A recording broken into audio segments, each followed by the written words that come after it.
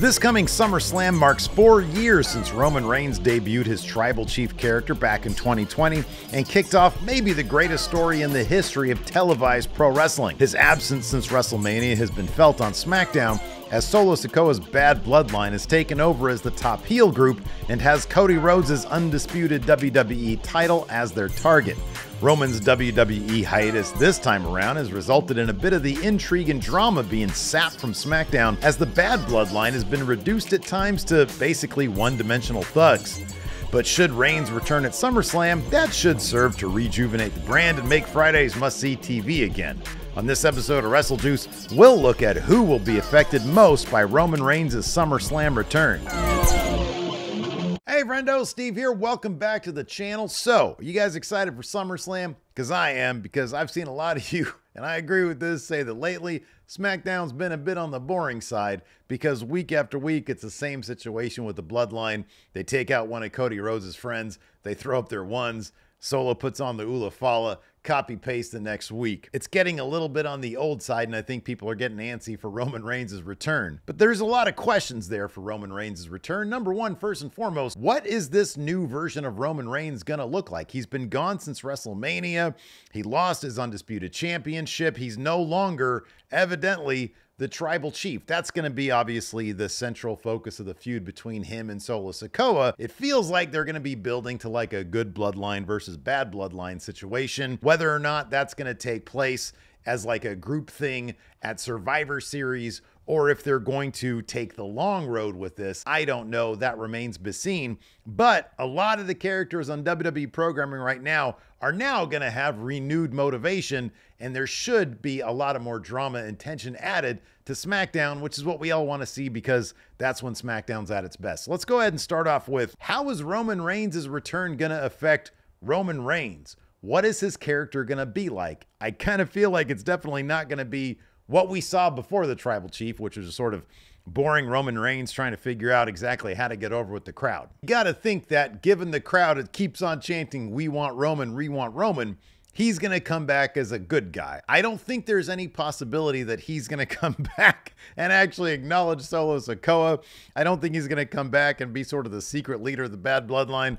I think that's probably going to be The Rock. I think that Roman Reigns is going to come back pissed off that Paul Heyman got put through a table and Solo Sikoa keeps calling himself the Tribal Chief, and he ran down Roman Reigns in a promo. I think he's going to come back and probably be maybe a guy who's found some amount of peace. The Roman Reigns we saw during the Tribal Chief days was at times paranoid, usually on edge, pretty damn grumpy. Everybody had to walk on eggshells around the guy. Well, at this point, Roman Reigns dropped that title to Cody Rhodes, even though everybody in that match tried to prevent that from happening. You got to think Roman Reigns is going to be a man who has found some amount of peace in having lost to Cody Rhodes. Roman Reigns is basically going to come back and be like, "Hey, Cody, you beat me fair and square, even though it was an overbooked mess of a match. So you deserve that title." I think that's going to be the Roman that we get. A guy who's come back, maybe ultimately, for some amount of closure, because all of that trauma that built to the Tribal Chief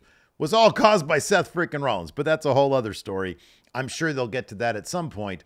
But I feel like Roman is going to come back as a guy who has found some amount of peace with not being the Undisputed Champion, with not having to carry the company anymore, because he looks at Cody Rhodes and says, "Hey, okay, you are doing a good job carrying the company. You are the face of the company now, and everything hasn't fallen apart." So that's the Roman Reigns that I think we're going to see. Now let's take a look at other characters that could be affected by his return. I just mentioned Cody Rhodes. Now, Cody is still going to be face of the WWE. Roman Reigns is sort of going to be above that undisputed title. I think he's going to have bigger fish to fry with Solo Sikoa over that Ula Fala. Now, exactly where that leaves Cody, I'm not entirely sure. What I suspect is Cody's going to be helping Roman Reigns fight the Bad Bloodline along the way. Maybe not so much as like, you know, Jimmy, Jay, and even Sami Zayn, but I think Cody is going to be an ally to Roman Reigns going forward with this whole Bad Bloodline situation. And the reason why I think that is because it seems clear that at WrestleMania 41, we're going to get The Rock versus Cody Rhodes. And the only way we can really get that match, the only way it really makes any amount of sense, is if Rock comes back as probably a guy who's aligned with the Bad Bloodline, because he wants to be opposite Roman Reigns because they're going to eventually have a match. But the first guy on his list is going to be Cody Rhodes because he basically said that on that Raw after WrestleMania. So eventually we're going to get The Rock versus Cody Rhodes. But in order to get there, I feel like Cody has to sort of stay in the mix of this bloodline situation. I know he's probably going to beat Solo at SummerSlam to retain his title, but Roman Reigns is going to help him in the end because the bad bloodline's been taking out all of Cody's friends, so he's got nobody else at this point. Next guy this is obviously going to affect is Solo Sikoa. I think that after he loses to Cody Rhodes, he might actually win against Cody Rhodes. I don't really necessarily see it happening. But when he fights Cody Rhodes, let's say Roman Reigns does come back. Let's say Roman Reigns does help him out. Cody, that is, not Solo Sikoa. And Solo Sikoa ends up losing because Roman Reigns was run down by him in every promo that he had a chance to. I think that leaves, obviously, Solo and Roman as the main focal points of the feud. I think they're going to be sort of that main event feud going forward. I think the next big pay-per-view is going to be Survivor Series, of course. And I think at that point, we're going to see probably maybe Team Good Bloodline versus Team Bad Bloodline. Next up on the list, obviously, Paul Heyman. Last time we saw him, his hair had grayed. He hadn't been dyeing it. He hadn't been shaving. His eyes were bloodshot. And worst of all, he was being power-bombed through an announce table. So this is clearly going to mean that Paul Heyman is going to come back, but he's only going to come back if Roman Reigns comes back. So he'll probably remain the wise man to Roman Reigns. And yeah, I think everybody will be happy about that. And hopefully Paul will have gotten some sleep. Let's talk about now the next guy who I think this will be affected because we haven't seen him in a while. Jimmy Uso. I know he's been dealing with an injury, but I would imagine from a storyline perspective, he's going to be coming back to help Roman Reigns as well, given that Jimmy was jumped out of the bad bloodline by Solo Sikoa. So Jimmy obviously is going to be coming back as well. All right, so let's talk about the rest of Solo Sikoa's bloodline because this is the interesting thing. Since they've been a thing, we haven't seen nearly as many of those backstage segments that we used to get all the time with Roman's bloodline. Back when everybody would walk on eggshells around him and they'd be trying to please him and his demands would be just ridiculous. We haven't seen a lot of that interpersonal interaction between the bad bloodline. I wonder if that's on purpose so that they don't grow on us, so that we keep seeing them as these bad guys, as these one-dimensional villains who are just out for one thing, violence.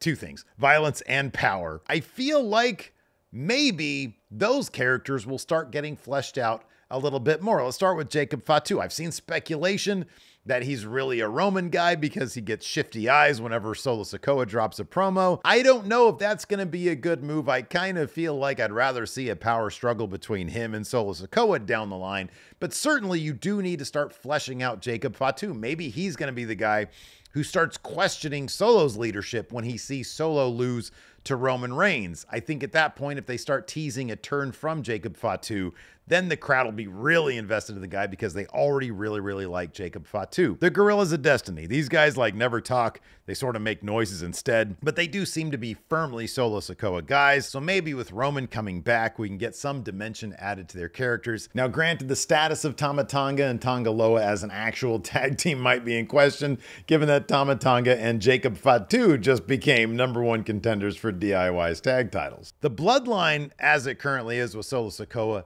they do need some gold because that symbolizes success and that symbolizes power. And right now, DIY are kind of one-dimensional good guys, but the crowd really likes them. And I think it'd be really kind of cool if the Bad Bloodline got their hands on their tag team titles.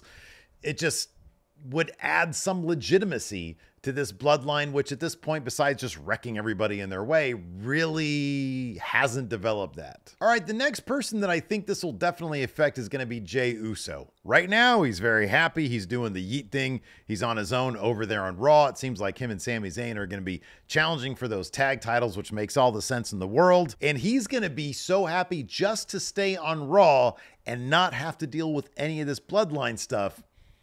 Until Sami Zayn says, hey, listen, man, Roman really needs us. We need to get involved in this. We got to do this because they're basically best friends now. And Jay's going to realize that Sami is right. Now, the reunion that I think most people are going to absolutely explode for is going to be Sami Zayn and Roman Reigns.